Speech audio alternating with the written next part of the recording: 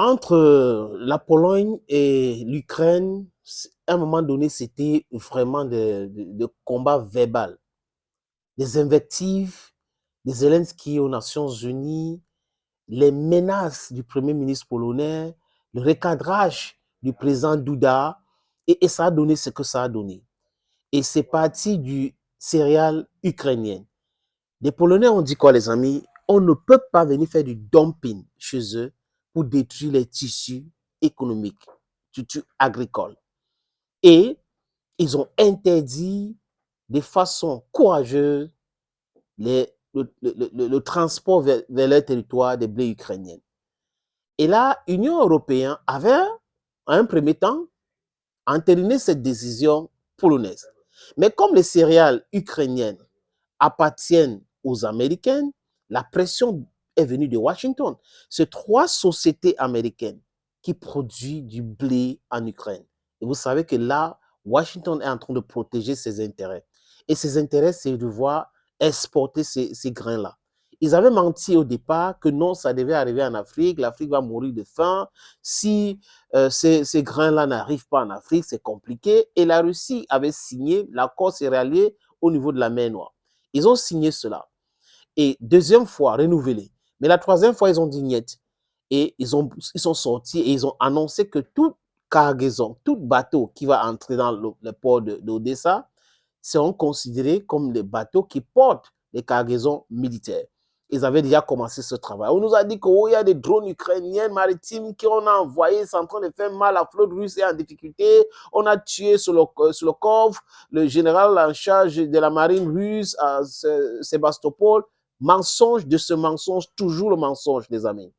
Et la Russie a commencé à taper sur le port d'Odessa, taper même là où on stocke les céréales et autres. Ils ont commencé à contourner pour passer par le port romain, en Roumanie, mais la Russie a commencé à taper fort, taper fort. Et il y a un drone qui s'est abattu en Roumanie. Le travail de Zelensky, toujours pour accuser et pour demander à l'OTAN d'entrer dans la guerre. Et l'OTAN ne peut pas entrer dans la guerre, les amis, parce que vous savez, la Russie, pour l'instant, a 370 000 hommes sur le terrain, 1 million qui ont déjà ceinturé l'Ukraine. Donc, l'OTAN est au courant. Et l'OTAN a fait même ses propres statistiques, ses propres analyses. C'est ressorti avec Institute of War Studies.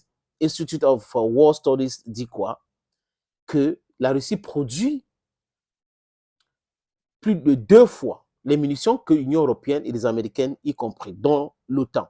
Ils savent que déclarer une guerre contre la Russie aujourd'hui, c'est une catastrophe.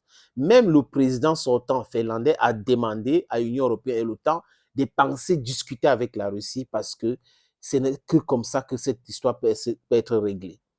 Et là, la bagarre protectionniste, pas protectionniste, l'Union européenne, bam, retournement des vestes, déclare on autorise maintenant à l'Ukraine d'utiliser les territoires polonais pour traverser avec ces grains.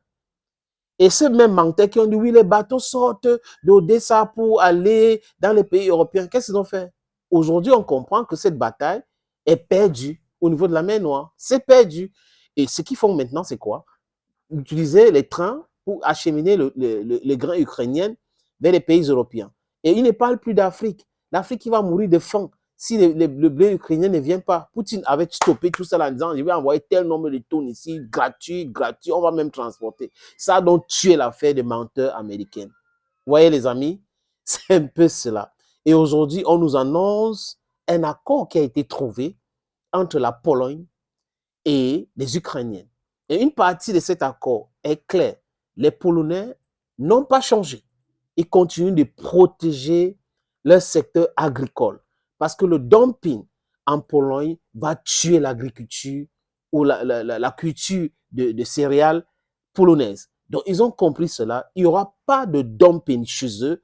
L'Ukraine va traverser seulement la Pologne avec ces grains-là. Même la Slovaquie a refusé. Ils vont traverser et les pays qui ont besoin des grains ukrainiens vont acheter. Il n'y aura plus le nom de l'Afrique dans cette histoire, les amis. On a tellement utilisé l'Afrique. Les maladies, les pandémies, l'Afrique. L'Afrique. Juste comme l'arbre qui cache la forêt. Quand les gens veulent voler, l'Afrique. Quand les gens ont faim chez eux en Europe avec leur culture, le blé, c'est l'Afrique. L'Afrique. C'est fini aujourd'hui. Grâce à Poutine, c'est fini. Il a clos le débat. Et on ne parle plus de blé ukrainien qui va arriver en Afrique, les Africains qui vont mourir de faim. Cette communication-là, c'est une communication mensongère. Et on avait bien compris. Si ils ont trouvé un accord, c'est une bonne chose. Si la Pologne protège ses agriculteurs, c'est une bonne chose à eux. Si vous protégez vos gens, vos secteurs, nous voulons protéger les nôtres comme ça. Donc, ne venez pas nous donner des leçons. Ne venez pas nous donner des leçons. À bon entendeur,